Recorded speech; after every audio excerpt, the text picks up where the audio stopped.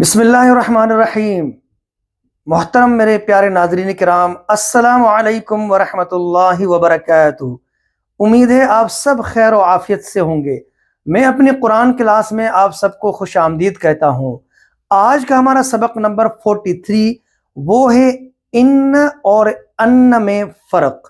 قرآن مجید کے اندر ان کا استعمال کب اور کہاں پر ہوتا ہے اور کس لیے ہوتا ہے اور ان دونوں میں فرق کیا ہے۔ Today I will welcome to you all in my Quran class. I will introduce about these two letters, inna and anna. What is different between these two letters and how these two letters used in Quran. یہ ساری معلومات حاصل کرنے کے لیے آپ ہمارے YouTube channel Quran with قاری عبدالجبار کو سبسکرائب کریں۔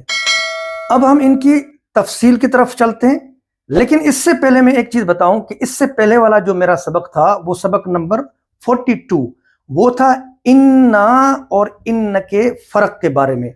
وہ بھی آپ اسکرین پہ آپ دیکھ لیں کہ اگر آپ نے کسی نے بھی ویڈیو نہیں دیکھی ہے، وہ سبق نہیں دیکھا، وہ بھی دیکھ لیں، وہ بھی اہم ہے کیونکہ دونوں تقریباً ملتے جلتے ہیں۔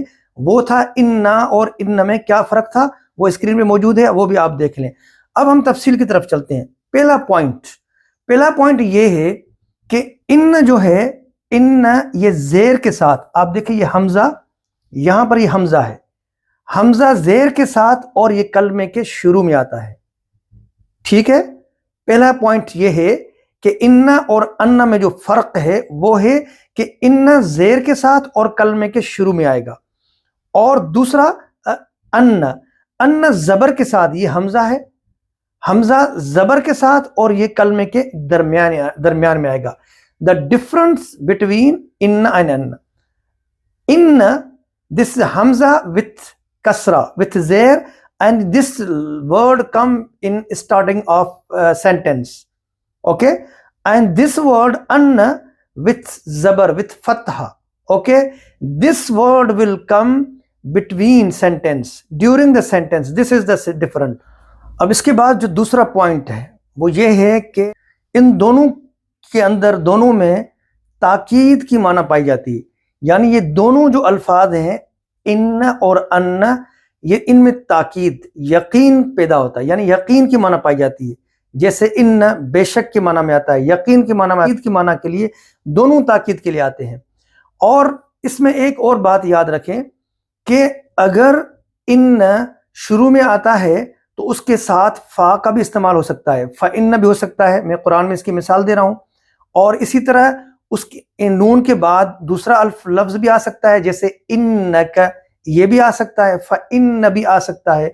اور اسی طرح جو ان ہے اس کے ساتھ بھی کاف بھی آ سکتا ہے، اور پھر جیسے کَأَنَّهُ یہ بھی ہو سکتا ہے، کَأَنَّكَ بھی ہو سکتا ہے۔ تو گویا اس طرح یعنی الفاظ آگے پیچھے ہوتے رہتے ہیں، لیکن دونوں میں جو بنیادی فرق ہے وہ یہ ہے کہ ان کو زیر کے ساتھ لکھا جاتا ہے اور ان کو زبر کے ساتھ لکھا جاتا ہے۔ دونوں میں یقین کی معنی آتی ہے، لیکن جو ان ہے وہ اپنی مبتدا کو منصوب بناتا ہے، جیسے ان اللہ، یعنی یہاں اللہ جو ہے، اللہ کے اوپر، اللہ کے ہاں کے اوپر یہاں زبر ہے تو اس کو منصوب بنا دیا۔ اب میں آپ کو قرآن مجید کے اندر ان کی مثالیں دے کے سمجھا رہا ہوں کہ قرآن کے اندر ان کا استعمال کہاں اور کب ہوا ہے۔ اب مثالوں کے ذریعے میں ان کو واضح کرتا ہوں۔ سورہ علم نشرح کی میں نے آیت لکھی ہے، یہاں اسکرین پہ دیکھیں، آیت نمبر 6 ہے، اعوذ باللہ من الشیطان الرجیم ان مع العسر یسرا۔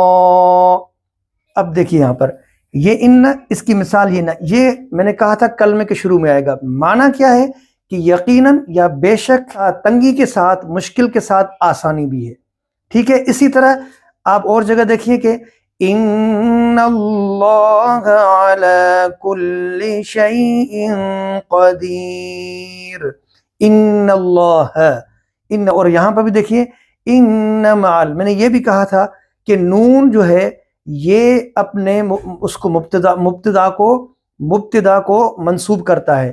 یہاں پر زبر ہے تو عین کے اوپر زبر اس نے دے دی، تو ان اللہ میں بھی اس کے اللہ کے نام کے ساتھ جو ہا ہے اس کے اوپر زبر ہے۔ پھر یہ بھی میں نے کہا تھا کہ ان فا کے ساتھ بھی آ سکتا ہے، جیسے اس سے پہلے والی آیت ہے فَإِنَّ مَعَ اسکرین پہ دیکھیں فَإِنَّ مَعَ الْعُسْرِ يُسْرًا۔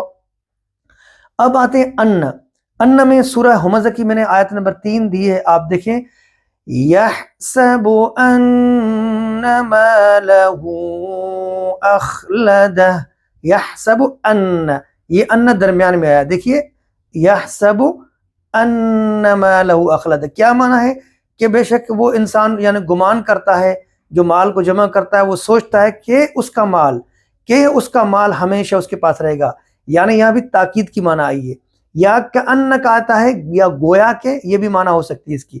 تو خلاصہ کلام یہ ہوا کہ ان کلمے کے شروع میں آتا ہے، ان کلمے کے درمیان میں آتا ہے، دونوں میں تاکید کی معنی ہوتی ہے، یقین کی معنی ہوتی ہے۔ یہ ہے آج کے سبق کا خلاصہ۔ الحمدللہ ہمارا آج کا سبق نمبر 43 ختم ہوا۔ میں اس امید کے ساتھ اجازت چاہتا ہوں کہ پھر آپ سے اگلی کلاس میں ملوں گا۔ اللہ حافظ، السلام علیکم ورحمۃ اللہ وبرکاتہ۔